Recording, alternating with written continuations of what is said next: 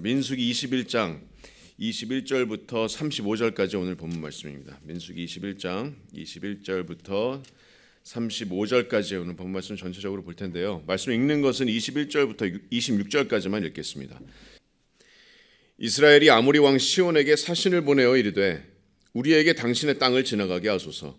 우리가 밭에든지 포도원에든지 들어가지 아니하며 우물물도 마시지 아니하고 당신의 지경에서 다 나가기까지 왕의 큰 길로만 지나가리이다 하나 시온이 이스라엘이 자기 영토로 지나감을 용납하지 아니하고 그의 백성을 다 모아 이스라엘을 치러 광야로 나와서 야하스에 이르러 이스라엘을 치므로 이스라엘이 칼날로 그들을 쳐서 무찌르고 그 땅을 아르논에서부터 야복까지 점령하여 암몬 자손에게까지 미치니 암몬 자손의 경계는 견고하더라. 이스라엘이 이같이 그 모든 성읍을 빼앗고 그 아모리인의 모든 성읍 헤스본과 그 모든 촌락에 거주하였으니 헤스본은 아모리인의 왕 시온의 도성이라. 시온이 그전 모압 왕을 치고 그의 모든 땅을 아르논까지 그의 손에서 빼앗았더라. 아멘. 하나님의 말씀입니다. 여러분, 그 6.25 전쟁 기억하시죠? 6.25 전쟁에서 가장 여러분 기억에 남는 전투가 있다면 어떤 전투가 있을까요? 가장 유명한 전투. 아마도 메가더 장군의 인천 상륙 작전이 아닐까요? 북한군의 그 허리를 끊어버린 이 작전으로 인해서 북한군이 거의 전멸하다시피 했다고 합니다. 그리고 이 인천 상륙 작전으로 인해서 이 대승으로 인해서 우리나라가 정말 파죽지세로 압록강까지 몰아붙였습니다. 아직도 많은 사람들의 기억에 회자되고 있고 또 영화로도 이렇게 제작이 된 아주 유명한 전투입니다. 이스라엘에도 그런 전투가 있습니다. 역사적으로 정말 유명하고 오랫동안 백성들 기억 속에 남아있고 또 후대에 대대로 내려질 전설적인 전투, 그리고 또 얼마나 압도적인 전투였으면 주변 국가들도 그 소문을 듣고 벌벌 떨 정도의 전투, 바로 그 전투가 오늘 본문인 두 명의 아모리 왕 시혼과 옥과의 전투입니다. 규모 면에서도 이스라엘의 압도적인 대승이었습니다. 완전히 그 두 왕과 그 백성들과 그 땅들을 진멸하고 철저하게 정복을 이뤘습니다. 어떻게 이스라엘이 이렇게 대승을 거둘 수 있었을까요? 그들의 무기나 능력이나 아니면 전투 경험이나 전략 때문이었을까요? 아닙니다. 하나님께서 그들에게 승리를 주셨기 때문입니다. 하나님께서 이미 이스라엘을 위해서 승리하셨기 때문입니다. 하나님께서 이미 앞서 가셨기 때문입니다. 전능하신 하나님의 승리 안에서 이스라엘도 거침없이 진격하고 승리할 수 있었습니다. 나중에 이제 후에 신명기 2장을 보시면 모세가 이제 출애굽 2세대들에게 이제 이 시온과 오늘 본문인 이 시온과 옥의 전투를 회상하면서 그들이 모르는 어떤 비하인드 스토리를 이렇게 전해줍니다. 하나님께서 그 전투 전에 어떤 말씀을 자신에게 하셨는지를 알려주는데 신명기 2장 24절부터 25절 말씀에 모세가 이렇게 얘기합니다. 하나님께서 이렇게 말씀하셨다. 자, 너희는 일어나 행진하여 아르논 골짜기를 건너라. 내가 헤스본 왕 아모리 사람 시온과 그의 땅을 내 손에 넘겼은즉 이제 더불어 싸워서 그 땅을 차지하라. 오늘부터 내가 천하 만민이 너를 무서워하며 너를 두려워하게 하리니 그들이 내 명성을 듣고 떨며 너로 말미암아 근심하리라 하셨느니라. 비하인드 스토리입니다. 하나님께서 나에게 싸우기도 전에 말씀하셨다. 내가 너에게 이미 이 헤스본 왕 시온과 그의 땅을 너의 손에 넘겼다. 가서 싸워라. 그 땅을 차지하라. 여러분 놀라운 말씀 아닙니까? 전능하신 하나님께서 이미 앞서 가셔서 이스라엘을 위해서 승리하셨습니다. 그렇기 때문에 이 강하고 위대하신 하나님 안에서, 하나님의 승리 안에서 이스라엘 백성들은 파죽지세로 승리할 수 있었습니다. 그리고 이제 천하 만민이 이로 말미암아서 너희 이스라엘을 무서워하고 떨고 근심하게 될 것이다. 전능하신 하나님이고 또 전능하신 하나님의 백성인 이스라엘입니다. 여러분, 저와 여러분도 마찬가지입니다. 우리도 전능하신 하나님의 자녀들입니다. 하나님께서 우리를 위해서 승리하셨습니다. 이미 앞서서 승리하셨습니다. 그래서 오늘 말씀을 통해서 저와 여러분도 하나님의 승리 안에서 거침없이 승리하고 또 거침없이 진격하는 그 주의 자녀로 더 자라나기를 소망합니다. 우리에게 이미 보장된 승리를 우리가 바라보면서 매일매일의 삶에서 승리하는 저와 여러분들이 되기를 소망합니다. 오늘 본문을 보시면 모세와 이스라엘 백성들이 처음부터 공격적이진 않았습니다. 자, 모세가 이끄는 이스라엘 백성이 지금 가나안으로 가는 길목에 이제 요단 동쪽에까지 이르렀는데 지금 문제가 생겼습니다. 어쩔 수 없이 지금 아모리 땅 족속의 땅을 지나갈 수밖에 없는 상황입니다.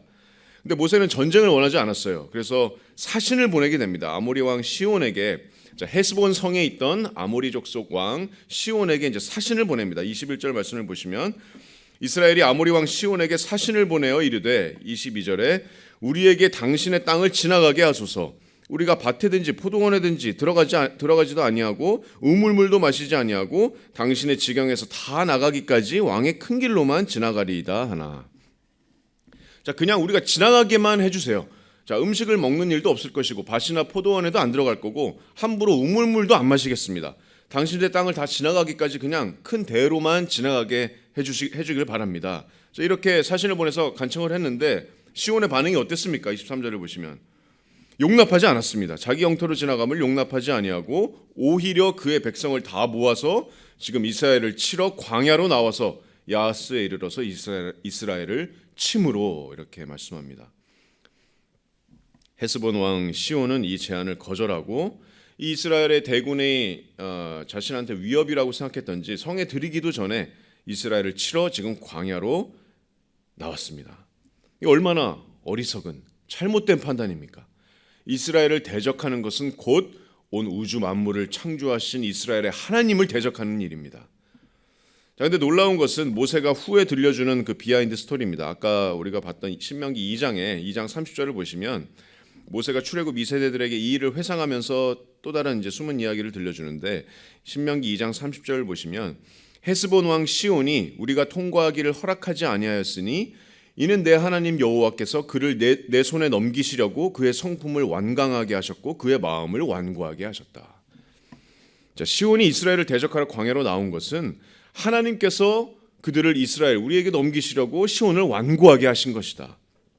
너희에게 주시려고 우리에게 주시려고 완고하게 하신 것이다. 하나님의 주권과 섭리 가운데서 시온은 스스로 화를 자초했습니다. 모든 상황이 지금 하나님의 뜻 가운데서 하나님의 손 안에서 이루어지고 있습니다. 하지만 그렇다고 해서 이 시온의 어리석은 선택이 면죄부가 되는 것은 아닙니다. 광야로 지금 하나님의 백성인 이스라엘을 대적하러 나온 이 헤스본의 시온과 그 치하의 백성들이 어떻게 됐을까요?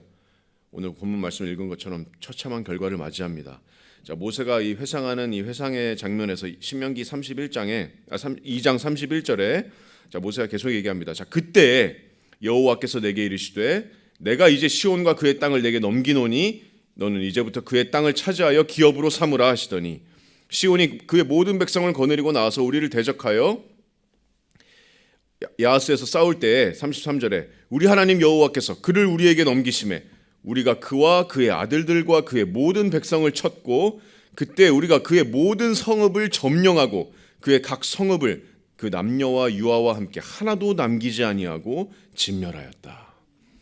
하나도 남기지 않았다. 자, 얼마나 철저한 진멸이었는지 여러분 상상해 가시죠? 완전한 멸망입니다. 유아까지 한 명도 남기지 않고 진멸하였다. 자, 오늘 본문 오늘 민수기 21장 24절에서 26절도 같은 내용입니다. 이스라엘이 칼날로 그들을 쳐서 무찌르고 24절에 그 땅을 아르논에서부터 야복까지 점령하여 암몬 자손에게 미치니 암몬 자손의 경계는 견고하더라. 이스라엘이 이같이 그 모든 성읍을 빼앗고 그 아모리인의 모든 성읍 헤스본과 그 모든 촌락에 거주하였다. 자, 아모리인이 이미 모압 왕을 치고 점령했던 그 야복에서 야르논에서 야복까지 그 한 70km 정도 되는 반경이거든요. 그 반경의 땅을 완전히 정복하고 그 안에 성읍을 모두 다 점령하고 그 안에 있는 사람을 유아도 한 명도 남기지 않고 진멸하였다. 여러분, 대승입니다. 철저한 전멸입니다. 이스라엘을 대적함으로써 하나님을 대적한 이 시온과 아모리 땅은 지도에서 완전히 사라졌습니다. 자, 그리고 이 거침없는 이스라엘의 진격은 하나님의 승리 안에서 계속 진격한 이스라엘의 진격은 바산 왕이었던 아모리 왕 옥에게까지 미칩니다. 자, 강력했던 바산 왕 옥과 그 성읍들도 이미 하나님께서 주신 승리 안에서 전진하는 이스라엘에게는 지금 추풍 낙엽입니다. 자, 21장 오늘 민수기 본문 21장 33절을 보시면 33절에 보시면 그들이 돌이켜 바산길로 올라가매 바산 왕 옥이 그의 백성을 다 거느리고 나와서 그들을 맞아 에드레이에서 싸우려 하는지라. 자, 여호와께서 모세에게 이르시되 그를 두려워하지 말라. 내가 그와 그의 백성과 그의 땅을 내 손에 넘겼나니 너는 헤스본에 거주하던 아모리인의 왕 시온에게 행한 것 같이 그에게도 행할지니라. 하나님께서 뭐라고 하십니까? 두려워하지 말라. 내가 시온에게 행한 것 같이 그와 그의 백성과 그의 땅 모두를 내 손에 이미 넘겼다. 이미 승리했다. 나가 싸워라. 자, 그러자 35절에 이에 그와 그의 아들들과 그의 백성을 다 합쳐서 한 사람도 남기지 아니하고 그의 땅을 점령하였더라. 한 명도 빠지지 않고 헤스본 왕 시온, 바산 왕 옥, 이 두 아모리 왕과 그의 모든 백성들 또 그의 모든 땅들이 정복당했습니다. 진멸했습니다. 역사 속에서 사라졌습니다. 놀라운 대승입니다. 아까 신명기 2장 25절에서 모세 회상에서 하나님께서 이 승리를 이스라엘에게 주신 이유가 뭐였습니까? 하나님의 뜻은 이거였습니다. 신명기 2장 25절 말씀에 오늘부터 내가 천하 만민이 너를 무서워하며 너를 두려워하게 하리니 그들이 내 명성을 듣고 떨며 너로 말미암아 근심하리라 하였느니라. 하나님의 뜻은 이 무시무시한 이 두 전투의 명성이 천하 만민에게 이르게 하기 위함이셨습니다. 그래서 전능하신 하나님의 명성이 이스라엘의 명성을 통해서 전능하신 하나님의 명성과 영광이 천하에 선포되는 것, 이것이 바로 하나님의 뜻이었습니다. 하나님의 뜻대로 그 일은 이루어졌습니다. 이 시온과 옥의 전투에서 이스라엘은 대승을 거뒀고 이 전투에 대한 소문이 천하 만민에 전해지게 되고 또 그들의 간담을 서늘하게 만듭니다. 정말 많이 이 두 전투는 언급이 되는데 한 예를 제가 말씀드리면 나중에 이제 여리고성을 이제 가나안으로 이제 이스라엘 백성이 들어가기 직전에 여리고성을 이제 정탐하던 정탐꾼들이 기생 라합의 집에 숨었던 일을 기억하시죠? 이제 기생 라합이 이제 거짓말을 해서 그들을 숨겨줍니다. 목숨을 살려줍니다. 자, 기생 라합이 왜 그들을 살려줬을까요? 그 얘기를 라합의 얘기를 한번 들어보시기 바랍니다. 여호수아 2장 9절 말씀에 라합이 얘기합니다. 왜 너희를 내가 살려줬는지. 자, 라합이 말하되 여호와께서 이 땅을 너희에게 주신 줄을 내가 아노라. 우리가 너희를 심히 두려워하고 이 땅 주민들이 다 너희 앞에서 간담이 녹나니 이는 너희가 애굽에서 나올 때 여호와께서 너희 앞에서 홍해물을 마르게 하신 일과 너희가 요단 저쪽에 있는 아모리 사람의 두 왕 시혼과 옥에게 행한 일 곧 그들을 전멸시킨 일을 우리가 들었음이니라. 우리가 듣자 곧 마음이 녹았고 너희로 말미암아 사람이 정신을 잃었나니 너희의 하나님 여호와는 위로는 하늘에서도 아래로는 땅에서도 하나님이시니라. 와, 놀라운 말 아닙니까? 지금 라합은 지금 두 가지 전설적인 하나님의 역사를 언급합니다. 홍해를 가르신 것과 또 뭐죠? 시온과 옥. 오늘 본문의 이 전투를 언급합니다. 시온과 옥을 하나님께서 전멸하신 것. 우리가 이 일을 듣자 너희 앞에서 간담이 녹았고 정신을 잃어버렸다. 하늘과 땅에서 너희 하나님을 우리가 어떻게 대적하랴? 이 땅이 이미 너희의 땅인 줄 우리가 알고 있다. 내가 그래서 너희를 숨겨주고 도와준 이유이다. 여러분 놀랍습니다. 하나님의 강하고 위대하심이 이렇게 지금 난공불락의 여리고성 땅에도 전해지고 사람들이 이미 두려워했습니다. 하나님을 근심했습니다.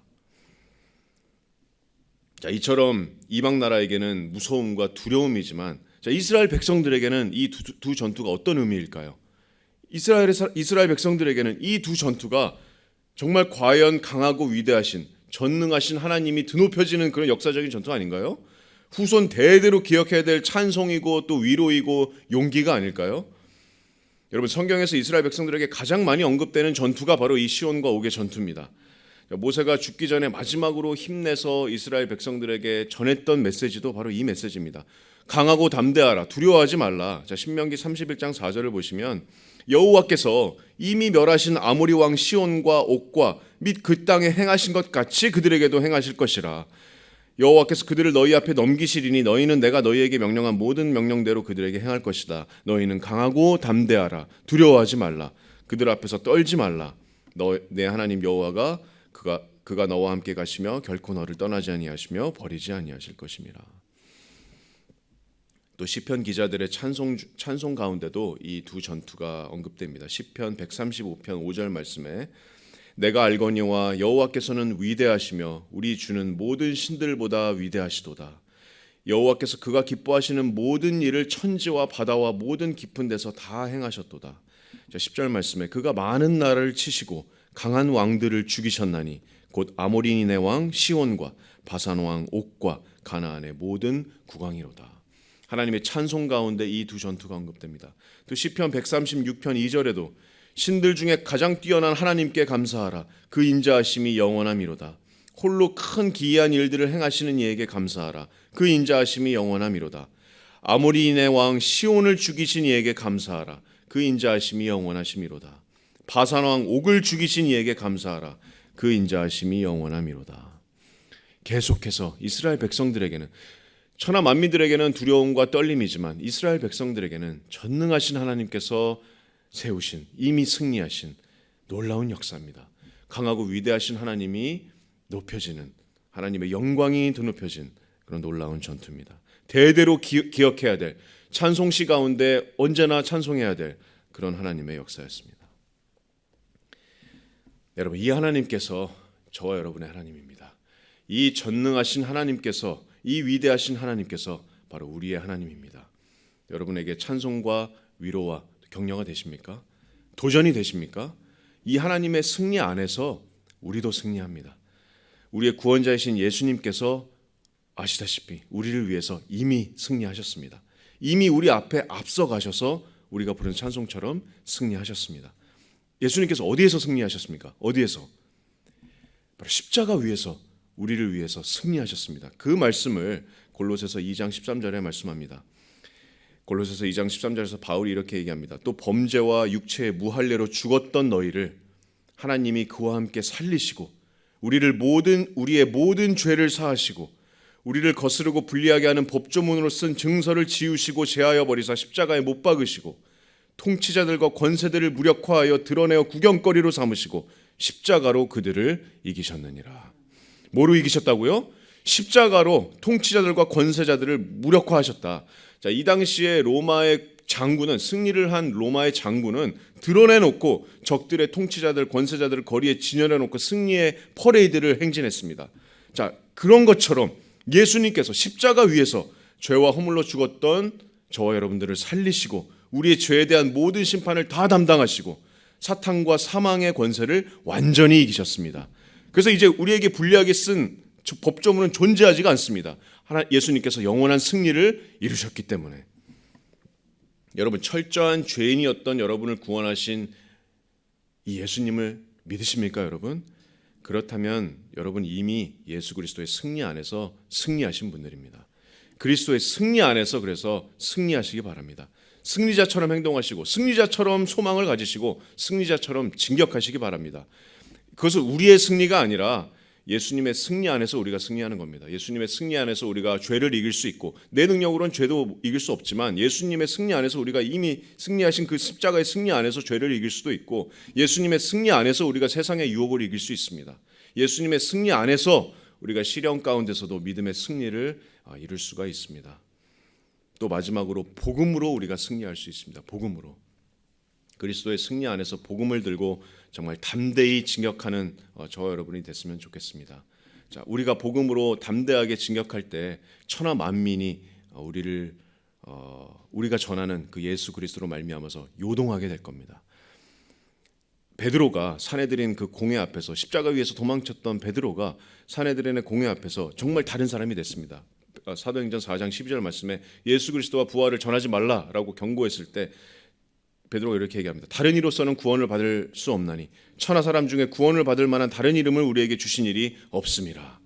13절에 그들이 베드로와 요한이 담대하게 말함을 보고 그들이 본래 학문 없는 범인으로 알았다가 이상하게 여겼다. 이들은 그냥 갈릴리 어부들인데 어떻게 이렇게 담대하게 말할 수 있는가?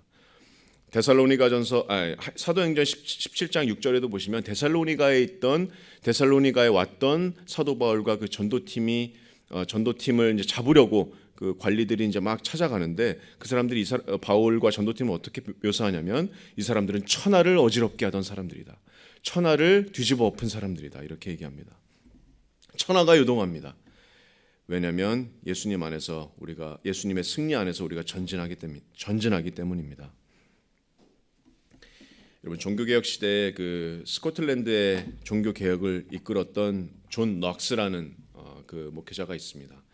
이 존 넉스는 마지막 날까지 권력 앞에 무릎 꿇지 않았습니다. 그래서 존 넉스의 정말 숙적이었던 그 메리 여왕은 아주 유명한 말을 남겼습니다. 스코틀랜드의 모든 군사들보다 존 낙스의 기도가 더 무섭다. 그리고 당시 스코틀랜드의 총리였던 그 모턴 백작도 녹스가 이제 죽고 나서 녹스의 무덤에서 이런 말을 남겼다고 합니다. 어떤 육체도 두려워하지 않는 이가 여기 잠들다. 여러분, 그리스도의 승리 안에서 복음 들고 담대히 승리한 우리 믿음의 선진들입니다. 우리도 주의 자녀로서 이런 삶을 살아야 되지 않겠습니까? 주님께서 이미 주신 승리 안에서 정말 우리가 전신 갑주를 입고 매일매일의 삶에서 승리하는 삶을 살아내는 여러분들이 되시기를 주님의 이름으로 축복합니다.